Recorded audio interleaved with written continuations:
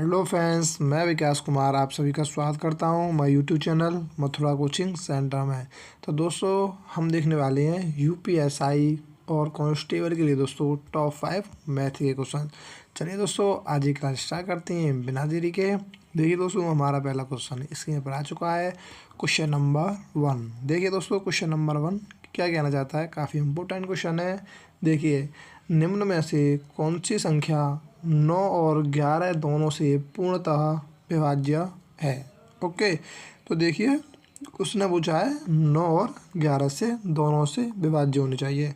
तो भाई आपको 9 का और 11 का रूल पता होना चाहिए। ठीक है, देखिए 9 का क्या होता है, जो भी संख्या है, ठीक है, अगर वो कोई भी संख्या है, अगर वो 9 से डिवाइड जब होगी जब उनके अंकों का योग दोस्तों 9 से डिवाइड होगा। ठीक है, चलिए दोस्तों क्वेश्चन के जरिए मैं आपको समझाता हूँ। ओके, जैसा कि पहला ऑप्शन आपको दे रखा है, आपको यहाँ पर 27, 72 और 18 है।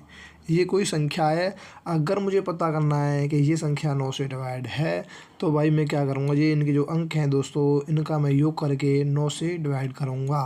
अगर डिवाइड हो जाता है तो ये संख्या मेरी पूर्णतः 9 से विभाज्य होने वाली है। चलिए दोस्तों अब मैं इसका कर लेता हूँ क्या सम इन अंकों का। तो मैं अंकों को सम करता हूँ। देखिए आपको पूरा जोड़ने की ज़रूरत नहीं है। देखिए 9 से आपको डिवाइड करना है, तो देखिए 8 और 1 9, तो 9 से तो भाई डिवाइड हो गया ना, 8 और 1 9। इसी प्रकार से हम काट देंगे 9 को या 9 के मल्टीपल को। तो 8 और 1 9, ये यहाँ से कट गया, 7 और 2 9 ये कट गया, और 7 और 2 9 ये कट गया। यानी कि जो हमारा पहला ऑप्शन नंबर ये है दोस्तों अभी 9 से डिवाइड हो रहा है। बट दोस्तों हमें 11 से भी देखना होगा। तो मैं 11 से आपको देखता हूँ, 11 का रूल बताता हूँ। 277 और 218 ये संख्या इस प्रकार से लिखी हुई है। ओके, तो भाई अब मैंने आपको 9 से चेक करके दिखा दिया, जी 9 से डिवाइड है। बट दोस्तों अभी मुझे किससे चेक करना है, 11 से। अगर 11 से डिवाइड होता है तो हमारा यही आंसर होने वाला है। ठीक है, 11 के लिए दोस्तों क्या होता है, देखिए इनके दोस्तों पीछे से क्या करते हैं, 2 के पेयर बनाते हैं। यानी पहला पेयर, ये दूसरा पेयर, ये हो गया तीसरा पेयर। ठीक है, समझ पा रहे हो या नहीं। देखिए हम इसमें क्या करते हैं, 11 के रूल में हम दोस्तों पीछे से 2 के पेयर बनाते हैं। पहला पेयर, दूसरा पेयर, तीसरा पेयर। तो अब यहाँ से अब क्या करेंगे, देखिए अब इस प्रकार से दोस्तों इनके दोस्तों अंतर का हम सम कर देंगे। ठीक है, और इनका जो अंतर का सम है वो दोस्तों या तो 0 या 11 के मल्टीपल के बराबर होना चाहिए। ओके, चलिए मैं क्वेश्चन के जरिए आपको समझाता हूँ। अब आपको यहाँ पर दोस्तों एक छोटा सा कंसेप्ट याद रखना है, वो क्या है, जिस प्रकार से दोस्तों ये 3 पेयर बने हैं, तो अगर आप इस प्रकार से घटा रहे हो तो दोस्तों तीनों पेयरों में इसी प्रकार से आपको घटाना होगा। ठीक है, मेरा कहने का मतलब ये है, यानी 1 में से अगर आपको 8 घटाया है तो दोस्तों इसी प्रकार से 7 में से 2 घटाने हैं, 2 में से 7 घटाने हैं। अगर आप इस प्रकार से घटाते हो, 8 में से 1 घटाया है, ठीक है ना, तो इसी प्रकार से दोस्तों फिर तीनों पेयरों में इसी प्रकार से घटाना है। ठीक है, बस आपको तीनों में समान रखना है। ओके, तो अब हम करते हैं, मैं घटाता हूँ इस प्रकार से। ठीक है, तो 1 माइनस के 8 क्या हो जाएगा भाई, कितना बचेगा, माइनस के 7 बचने वाला है। समझ पा रहे हो नहीं, माइनस के 7 बचेगा। ओके, अब यहाँ पर क्या करेंगे, प्लस 7 में से 2 गए तो भाई कितने बचेंगे, ये बचेंगे आपके प्लस के 5। अब 2 माइनस के 7 तो यहाँ बचेंगे माइनस के 5। ठीक है, तो यहाँ से 5 से ये 5 कट जाएगा, ये बचा हमारा -7, जो कि दोस्तों मैंने आपको बताया है 0 या 11 के मल्टीपल में आना चाहिए।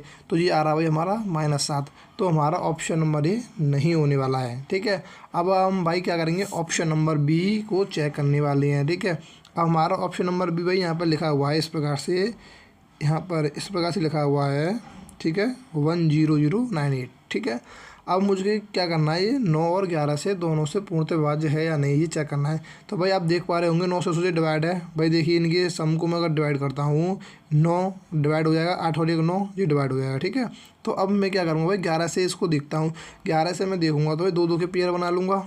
ओके, तो 2 के पेयर भाई पीछे से बनाना है। ओके, तो 1 पेयर, 2 पेयर, अगर यहाँ पेयर नहीं बन पा रहा तो एक 0 बढ़ा लो आगे, कुछ फ़र्क नहीं पड़ने वाला है। ठीक है, तो ये हो गए भाई आपके 3 पेयर। ठीक है, अब इसको हम घटा लेते हैं। ठीक है, मैंने आपको बताया किसी से इस प्रकार से घटाइए, चाहे किसी भी प्रकार से। ओके, तो मैं करूँगा 9 माइनस के 8, तो भाई कितने होने वाला है, ये हो जाएगा आपका भाई 1।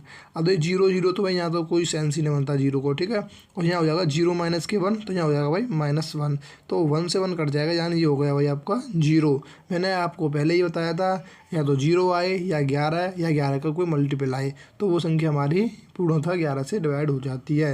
यानी इस क्वेश्चन का जो आंसर है दोस्तों, option number B correct answer. Okay, चलिए दोस्तों नेक्स्ट क्वेश्चन देख लेते हैं। नेक्स्ट क्वेश्चन दोस्तों हमारा क्या कहना चाहता है, क्वेश्चन नंबर 2। देखिए क्वेश्चन नंबर 2 क्या कहता है, 98, 28 और 112 का लघुत्तम समावर्तर ज्ञात कीजिए। ठीक है, जानिए आपसे पूछा उसने एलसीएम।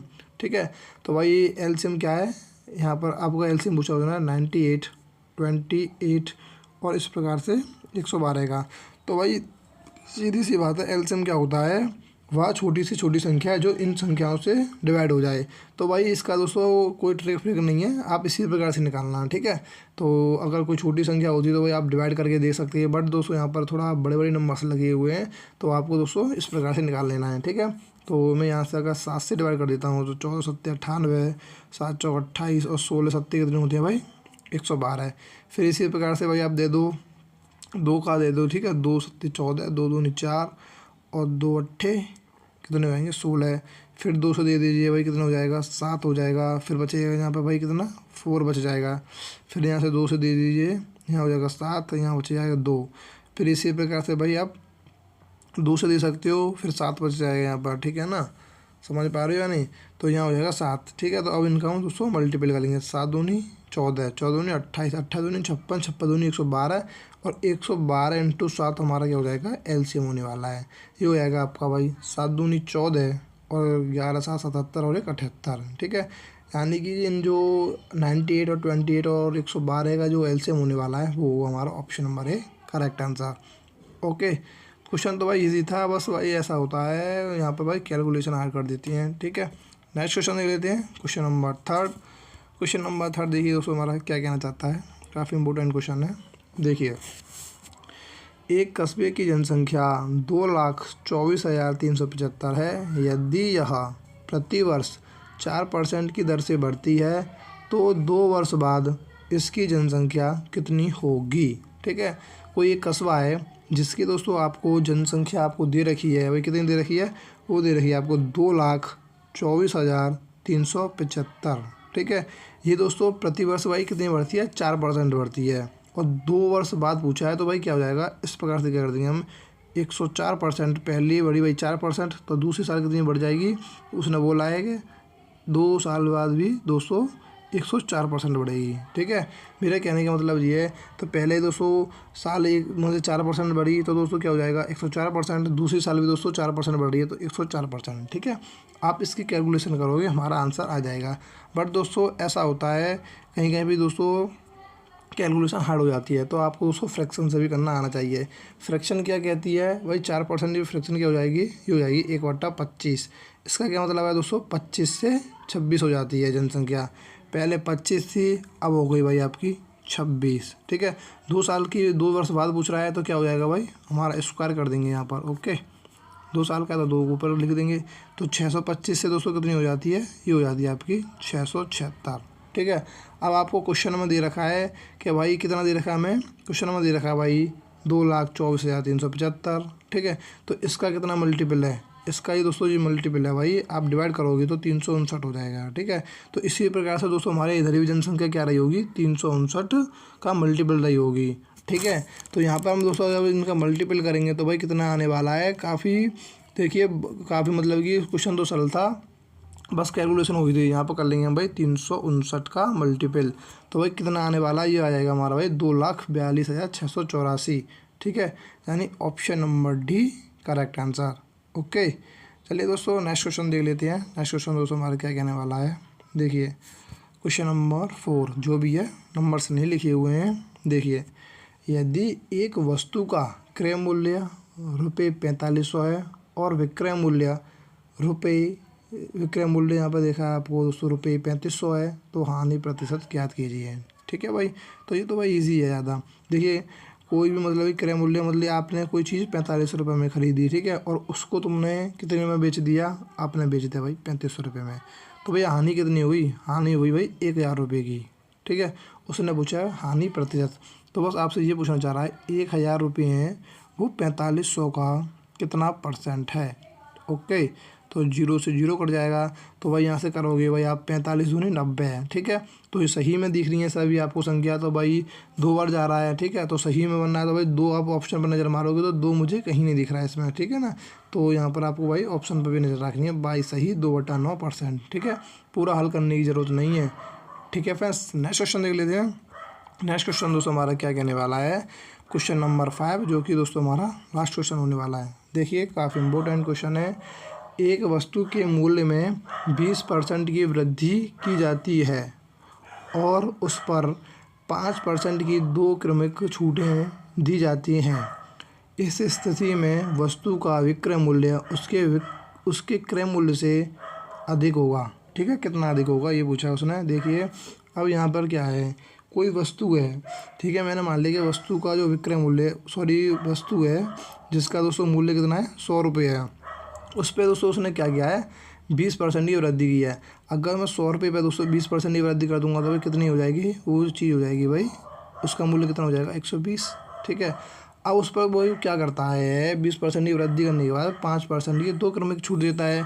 तो भाई मैं इस पर 2 क्रमिक छूट दे दूँ इस प्रकार से 95/100, ठीक है, 95/100। ओके, तो भाई ये वस्तु भाई कितने में बिक जाएगी फिर, ठीक है। तो मैं यहाँ से मैं डिवाइड करता हूँ, कैलकुलेशन कर लेता हूँ, ठीक है। 5 से कट जाएगा 19 बार, ठीक है, 5 से कट जाएगा 20 बार, 5 से कट जाएगा 19 बार, 5 से कट जाएगा 20 बार, ठीक है। भाई अगर आपको फ्रिक्शन याद है तो भाई यहाँ पर मैं इतना नहीं लिखता यहाँ पर, ठीक है, 19/20 ही लिख देता डायरेक्ट, ठीक है।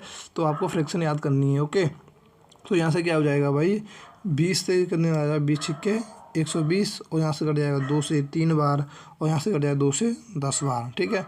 तो 19 × 19 और × 3 हो गया हमारा, ठीक है। अपॉन में क्या हो जाएगा भाई, इस प्रकार से बन गया हमारा 19 × 19 अपॉन में 3 अपॉन में 10। तो भाई 19 का वर्ग कितना होता है बताइए, 19 का वर्ग होता है भाई आपका 361, ठीक है। 361 × 3 कितने हो जाएगा 3 6 3 18, एक हासिल हो जाएगा 3 3 का 9, और एक ये हो जाएगा भाई आपका 1083, ठीक है। 1083/10, तो भाई 10 का भाग लग रहा है 1083 में, तो भाई क्या हो जाएगा इक्वल टू ये हो जाएगा आपका 1108.3, ठीक है। अब देखिए उसने क्वेश्चन में आपसे क्या पूछा है, इस स्थिति में वस्तु का विक्रय मूल्य उसके क्रय मूल्य से कितना अधिक है, ठीक है। तो भाई हमारा जो क्रय मूल्य है ये दोस्तों आपका 100 है, और विक्रय मूल्य आपका दोस्तों 108.3 है। दोस्तों भाई कितना अधिक है, दोस्तों ये अधिक है आपका दोस्तों 8.3%, ठीक है, जैसे कि ऑप्शन नंबर डी में हमें दे भी रखा है। तो भाई यहाँ पर हमारे टॉप 5 मैथ के क्वेश्चन समाप्त होते हैं। अगर वीडियो अच्छी लगे तो लाइक करना और चैनल को सब्सक्राइब करना। Okay bye, thank you.